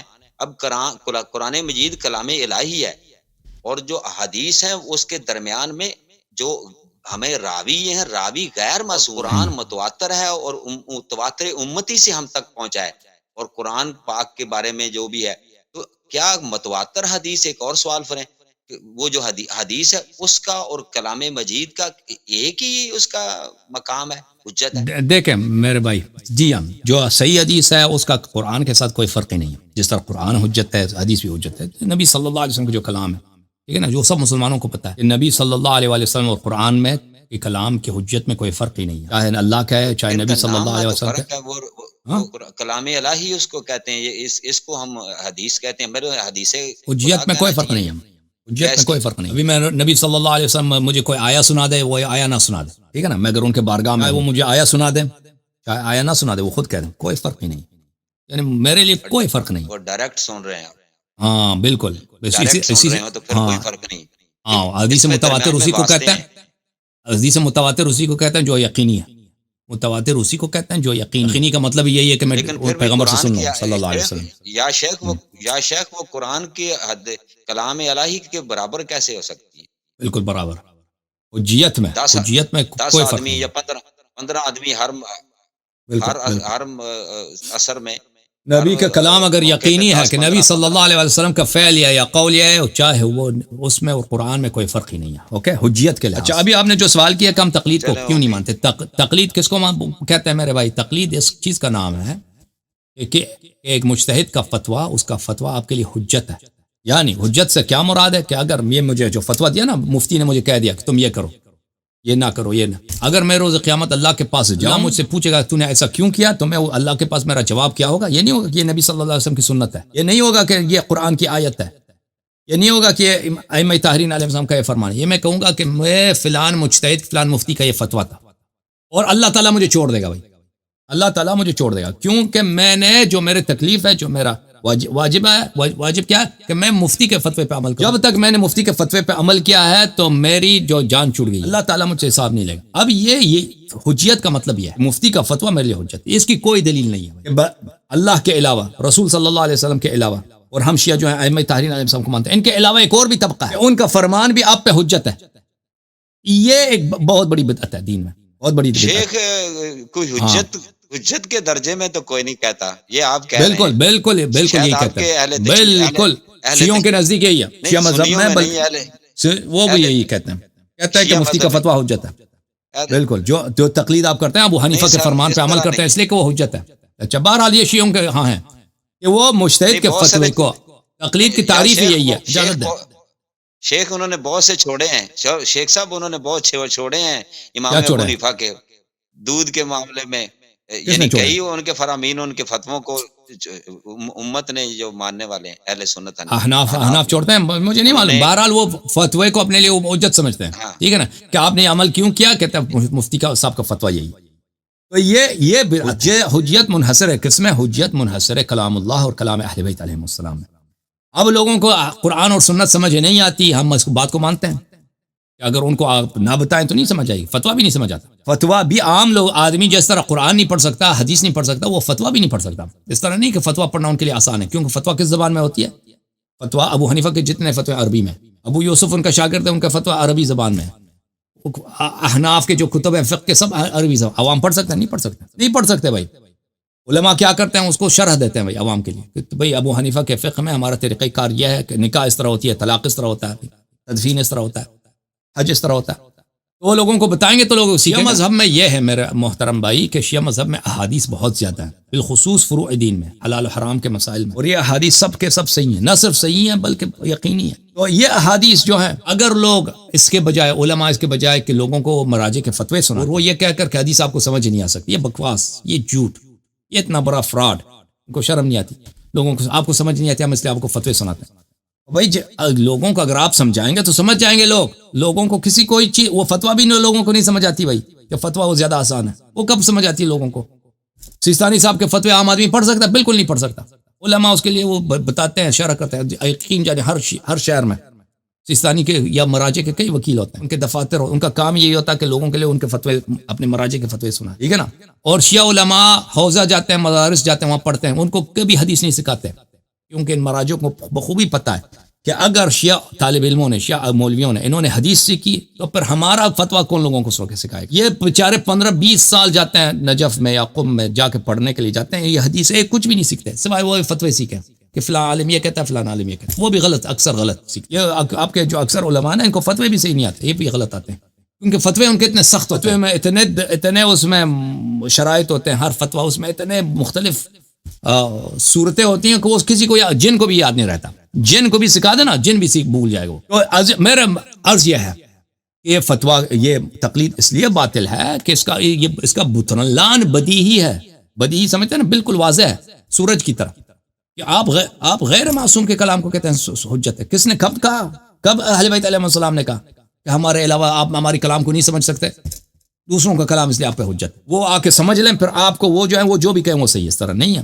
قرآن مجید میں جو آیت ہے وہ یہ ہے، فلولا نفر من كل فرقة منهم طائفة ليتفقهوا في الدين ولينذروا قومهم اذا رجعوا اليهم لعلهم يحذرون. ہر گروہ میں سے کچھ لوگ، سورہ مبارکہ توبہ میں، کچھ لوگ آ جائیں نبی صلی اللہ علیہ وسلم کے پاس اور وہ سنت سیکھ لیں اور پھر واپس اپنے قوم کو جائیں، ان کو سکھائیں، تاکہ وہ تقوی اختیار کریں، وہ پرہیزگار بن جائیں. تو یہ جو طریقہ کار قرآن نے بتایا، یہ روایت حدیث کی بتائی ہے کہ کچھ لوگ حدیث سیکھ لیں اور پھر وہ آ کے اپنے قوم کو، پرانے زمانے میں یہی ہوتا تھا، لوگ اس طرح نہیں تھے کہ وہ وہاں پہ جا کے مفتی بن کے آتے تھے.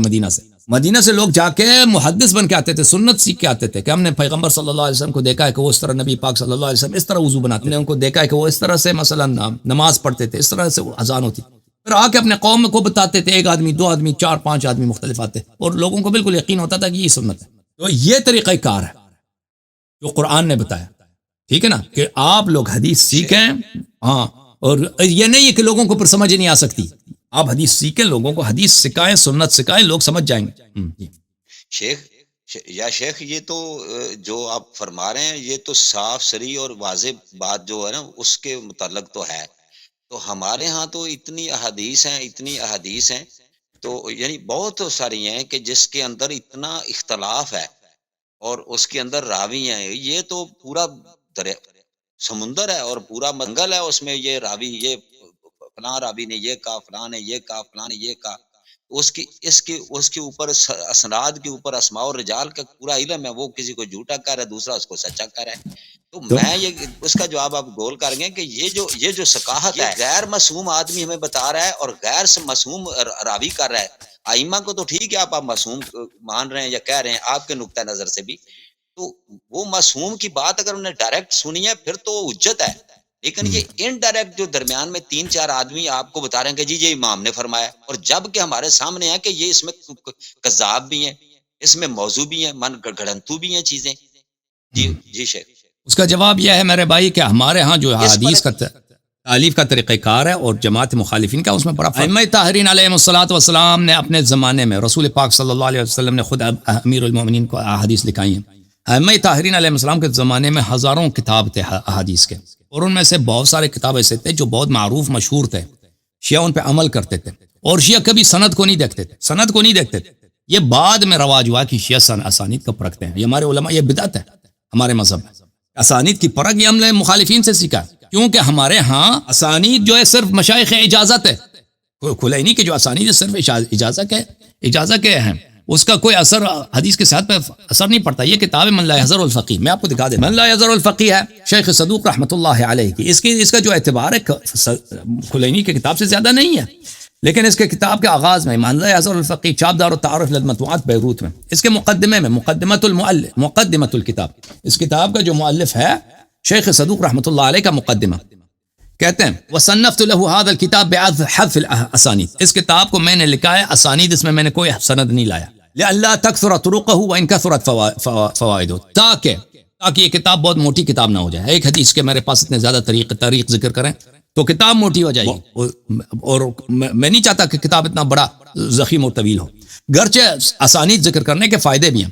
ولم اقصد فيه قصد المصنفین فی ایراد جمیع ما راوہ، اور میرا طریقہ کار یہ نہیں ہے کہ جو دوسرے جماعت مخالف کے مصنفین ہیں ان کے پاس جتنے حدیث ہیں بھائی وہ سب کو روایت کرو، جیسے مسند احمد بن حنبل ہے ضعیف بھی، اس طرح میرا طریقہ کار نہیں. بل قصدت الى ایراد ما افتی به واحکم بصحته، بل میں صرف ان احادیث کو نقل کرتا ہوں جو میں اس کے مطابق، میرا عقیدہ یہی ہے اور میں اس کے صحت کو مانتا ہوں. واعتقد فيه انه حجۃ فيما بيني وبين ربي تقدس ذکرہ وتعالت قدرته، اور میں صرف ان حدیث کو میں نے اس کتاب میں لایا جن کو میں اپنے اور اپنے رب اللہ کے درمیان ان کو حجت سمجھتا ہوں. وجميع ما فيه مستخرج من كتب مشهور عليها المعول واليه المرجع، اور اس میں جتنے بھی احادیث ہیں سب میں نے استخراج کیے مشہور کتب سے، جن کتب پہ شیعوں کا اعتماد ہے اور شیعہ اس کتب سے رجوع کرتے ہیں. پھر کتابوں کے نام لیتے ہیں، مثل کتاب حریث بن عبداللہ السجستانی وکتاب عبید اللہ الحلبی وکتاب علی بن مہزیار الاحوازی وکتاب الحسین بن سعید ونوادر احمد بن محمد بن عیسیٰ اور فلان. پرانے زمانوں میں شیعوں کے پاس صرف کتابوں پہ اعتماد ہوتا تھا، کیونکہ کتاب کس نے لکھا؟ اصحاب ائمہ علیہ السلام نے لکھا، اور شیعوں کا سب کا اجماع ہے کہ یہ کتاب صحیح ہے. یہ کتاب نہ صرف صحیح ہے بلکہ یقینی ہے، ٹھیک ہے نا. تو اس میں اسانید پہ اعتبار نہیں ہے، اسانید کی کوئی اہمیت ہی نہیں ہے. ابھی میرے پاس اگر اجازہ ہو بخاری سے میں نقل کروں، میں بخاری سے وہ سند کے ساتھ نقل کر سکتا ہوں. ابھی میرے پاس اسانید ہے کہ میں کتاب کافی سے سند کے ساتھ، لیکن میں سند اپنا ذکر کروں. میں نے اپنے استاد سے قم سے اجازت لیا، اس نے اپنے استاد سے لیا، اس نے اپنے استاد سے لیا، اس کا کوئی فائدہ ہے ہی نہیں ہے، ٹھیک ہے نا. کیونکہ یہ کتب ائمہ طاہرین علیہ السلام کے زمانے میں لکھی گئی ہیں، اور شیعوں کا اجماع ہے کہ یہ سب صحیح ہیں اور سب جانتے ہیں کہ یہ یقینی ہے. اچھا، شیخ توسی رحمۃ اللہ علیہ کتاب عدہ میں اسی طرح فرماتے ہیں کہ شیعوں کا طریقہ کار یہ ہے کہ اگر ان سے پوچھا جائے کہ آپ نے یہ حدیث کہاں سے لیا، اگر وہ کسی معروف کتاب کا نام لیتا ہے تو سب اس کو مان لیتے ہیں. یعنی سند کی اہمیت نہیں ہے، کتاب کی اہمیت ہے. ہمارے ہاں جو کتابیں ہیں یہ کتابیں یقینی ہیں، ائمہ طاہرین علیہ السلام کے اقوال ہیں، یہ فرامین ہیں. اس کے اسانید میں اگر ضعیف شخص بھی آ جاتا ہے اس سے فرق نہیں پڑتا، کیونکہ مثلا اگر کلینی رحمۃ اللہ علیہ اپنی کتاب میں جناب سکونی سے یا جناب حلبی سے یا محمد ابن مسلم سے روایت کرتا ہے، ان کی کتاب سے روایت کرتا ہے، کلینی کتاب سے روایت کرتا ہے. اب اس کے درمیان کلینی کے درمیان اور سکونی کے درمیان، کلینی کے درمیان زرارہ کے درمیان 3 4 5 واسطے ہیں، اس سے فرق نہیں پڑتا. اس میں اگر کوئی مجہول بھی ہے ضعیف ہے، کیونکہ وہ کتاب سے روایت کرتا ہے. ابھی اگر میں دیکھیں میرے بھائی، میں بخاری کھول کے آپ کو حدیث دکھاتا ہوں، بخاری کھول کے آپ کو حدیث دکھاتا ہوں. اب میرے اور بخاری کے درمیان کتنے واسطے ہیں؟ شاید 30-40. اس سے فرق ہی نہیں پڑتا کہ اس میں کتنے لوگ ضعیف ہیں، فرق ہی نہیں پڑتا، کیونکہ میں خود کتاب سے پڑھ کے دکھا رہا ہوں. تو یہ کتابیں جو ائمہ طاہرین علیہ السلام کے زمانے میں لکھی، ائمہ طاہرین علیہ السلام نے ان کی تائید کیا، اور شیعہ سب جانتے تھے ان کے اس زمانے میں کہ یہ کتابیں یقینی ہیں، اس پہ عمل کرتے تھے، اور سب اگر کتاب کا ذکر ہوتا تھا تو نزاع ہی نہیں اتنا تھا کہ ہم نے فلان حدیث یہ حدیث فلان کتاب سے لی ہے، جیسے شیخ نے کتاب عدہ میں اس کی شہادت دی. تو اسانید کا بالکل اسانید کا یہ طریقہ کار جو ہے اس کی اہمیت ہی نہیں ہے. اور ہماری جو معروف مشہور کتابیں مثلا فروع الحلال حرام میں کتاب کافی، کتاب من لا يحضر الفقیہ، تہذیب استبصار، اس طرح کی کتابیں کہ یہ اصول اصلیہ سے لی گئی ہیں، ائمہ طاہرین علیہ السلام کے زمانے کی کتابیں. اچھا، اور جہاں لذا سند ہمارے ہاں سند کی اتنی اہمیت نہیں ہے. پھر آپ کی خدمت اللہ تعالیٰ آپ کا بھلا کرے. پھر جہاں تک اختلاف احادیث میں اختلاف کی باتیں ہیں، وہ اختلافات اتنی زیادہ نہیں ہیں. اور دیکھیں، سب عوام کو ضرورت نہیں ہے کہ سب شبہات جان لیں، ٹھیک ہے نا. جب عوام کو جب اصول تو اجازت دیں سر، اصول تو ٹوٹ گیا نا، کہ اگر کوئی تطبیق کرنی پڑی یا مختلف اس کے مفاہیم نظر آ رہے ہیں تو پھر کرنا تو پڑا نا. بالکل ائمہ جو اخباری علماء، تو پھر وہ اس کے مطابق عوام عمل کرے گی. تو کہیں تو ضرورت پڑی نا کہ ایک عام آدمی کے لیے کہ وہ ان کو آپ کی رائے کو میں مقدم جانوں. وہ میرا آپ پر اعتماد ہے. حجت نہیں ہے نا، حجت نہیں، حجت نہیں، یہ سمجھے کہ حجت نہیں. اہل سنت میں بھی یہی کہ حجت نہیں ہے، وہ حجت سمجھتے ہیں. ہمارے جو مقلد طبقہ ہے نا، مقلد طبقہ ہے، وہ کہتے ہیں ہمیں کوئی حدیث نہیں سمجھ آ سکتی، ہمارے پاس حجت ہے. لیکن پہلے وہ یہ کہتے ہیں، وہ بھائی سیستانی ہمیں حدیث سے کام ہی نہیں ہے، سیستانی جو کہے وہ صحیح ہے. ان کے لیے نہ قرآن، دیکھیں شیعہ جو مقلدین ہیں ان کے لیے نہ قرآن کی کوئی اہمیت ہے، نہ حدیث، کچھ بھی نہیں ہے، سب کچھ سیستانی ہے. وہ پھر سیستانی مر جائے، اس کا بیٹا جو اس کو عرض میں ملے گا نا، جو اس کے بعد جو خلیفہ بنے گا اسی کے ہوگے. علماء کی شرح کی دیکھیں، علماء کی شرح اگر صحیح شرح کر رہے ہیں، آپ کو یقین آ رہا ہے، آپ کو اطمینان، دیکھیں ابھی میں کوئی بات کہتا ہوں نا، آپ کو یقین ہے کہ یہ صحیح ہے، آپ مان لیں اس میں، آپ کو پتہ ہے کہ اس میں کوئی حرج نہیں ہے، کیونکہ آپ کو پتہ ہے کہ یہ مجھے اس کی بات پہ اعتماد ہے، کیونکہ یہ صحیح کہہ رہا ہے، عقل کے مطابق، دلیل کے مطابق. اسی طرح عالم کتنا ہی بڑا ہو، کتنا ہی اہم آدمی ہو، اس کی کلام کوئی حجت نہیں ہوتی اگر وہ دلیل کے ساتھ بات کرتا ہے. اگر مثلا احادیث میں اختلاف ہے، یہ اختلافی احادیث جو ہیں یہ کم ہے، پہلی بات. اور یہ سب عوام کو سیکھنے کی ضرورت نہیں ہے، کیونکہ دین میں شبہات کم تو نہیں ہیں. ابھی اب ملاحدہ ہیں جو کافر لوگ ہیں، ان کے شبہات تو بہت زیادہ ہیں. قرآن میں فلان جگہ پہ غلطی ہے، قرآن میں فلان جگہ سائنس کے خلاف بات کی. اب کیا عوام کو ضروری ہے، کیا ضروری ہے کہ سب لوگ ان کی باتوں کے جواب رد سیکھ لیں کہ بھئی وہ قرآن میں یہ تو کسی کو کوئی نہیں کہتا یہ ضروری ہے. اسی طرح اختلافی احادیث عوام کے لیے ضروری نہیں ہے کہ وہ سب سیکھ لیں. اگر آپ فرض کرتے ہیں، اب کسی کو پتہ چل گیا، عام آدمی کو، کہ فلان 2 احادیث میں اختلاف ہے، آپ نے اگر عالم سے پوچھا ہے، عالم کی اپنی قول جو ہے حجت نہیں ہوتی. عالم اگر آپ کو صحیح کہہ رہا ہے، آپ کو پتہ چل گیا صحیح کہہ رہا ہے، تو پھر صحیح ہے. اگر وہ عالم ایسے ہی کہہ دے کہ بھئی آپ کو یہ مسئلہ ایسا ہے، اور لیکن دوسرا عالم کچھ اور کہہ رہا ہے، جو بھی آپ کو صحیح کہتا ہے، آپ کے عقل، وہ دین ہی یہی ہے. وَبَشِّرْ عِبَادِيَ الَّذِينَ يَسْتَمِعُونَ الْقَوْلَ فَيَتَّبِعُونَ أَحْسَنَ. جو جس کی دلیل ہے وہ اسی بات، اسی تقلید کسی کے نہیں ہے. شیخ سب سے زیادہ جو ہے نا ابھی جو ڈاکٹری ہے نا، اس میں گردہ کا دینا، آنکھوں کا دینا، خون کا، بلڈ کا کرنا، اور کہتے ہیں جی اس میں تو بڑی وہ لطیفہ بھی کہتے ہیں کہ اگر تم اس پہ عمل نہیں کرتے اجتہاد پہ، تو باپ کا ایک ہی گردہ اور فیل ہو رہا ہے تو پھر تیرا باپ مرتا ہے. اگر عمل کرتے تو پھر کہتے جی شریعت نہیں، بکواس ہے. جاتا ہے. جب رسول پاک صلی اللہ علیہ وسلم نے فرمایا کہ میرے امت کے لیے سب چیز جائز ہے اگر اس میں وہ مستر ہو جائیں. اگر آپ مستر ہو جائیں نا، اب میں مر رہا ہوں، آپ کی بیوی مر رہی ہے، اس کی جان بچانا، اس کی جان بچائیں گے کیسے؟ گردہ کافر سے لیں گے، یا خون کافر سے لیں گے، یا گردہ لیں گے، یا مثلا آپریشن کرنا پڑے گا، وہ تو جائز ہے بھائی. اس میں اجتہاد کی کیا بات ہے؟ جب پیغمبر صلی اللہ علیہ وسلم نے واضح طور پہ بتایا کہ کسی کی جان بچانے کے لیے آپ کسی کا قتل نہیں کر سکتے کہ میں آپ کی جان بچانے کے لیے کسی اور کا قتل کروں، لیکن اگر کسی کی جان بچانے کے لیے مجھے گردے کی ضرورت، گردہ 50,000 روپے میں خریدنا پڑتا ہے، کوئی بات نہیں، میں اس میں مضطر ہو گیا ہوں. اب اضطرار کی حالت میں بہت ساری چیزیں پیغمبر نے بتا دیا، بھائی اہل بیت علیہ السلام نے بتا دیا. آپ مضطر ہو جاتے ہیں جان بچانے کے لیے، آپ کو مثلا نجس پانی ہے وہاں پہ، پاک پانی کوئی نہیں ہے، پینا پڑتا ہے، پی لیں بھائی، جان بچانا ہے آپ، ٹھیک ہے نا. جان بچانے کے لیے آپ کو جھوٹ بولنا پڑتا ہے، جھوٹ بولنا بھائی، جان بچا لیں اپنا، ٹھیک ہے نا. اوکے میرے بھائی، میرے عزیز، اللہ تعالیٰ آپ کو جزائے خیر دے. اچھا شیخ صاحب یہ جو سنی کتب ہے نا یہ تو میرے خیال میں کسی لکھی ہے امام بخاری، یہ تو سارا مذہب آپ کا ہماری سنی کتابوں سے ثابت ہو رہا ہے. الحمدللہ. سلامت رہو ایوان صاحب، اللہ آپ کو جزائے خیر دے. پھر ملیں گے انشاءاللہ اگلے ہفتے، ٹھیک ہے نا بھائی؟ زندہ رہو، سلامت رہو.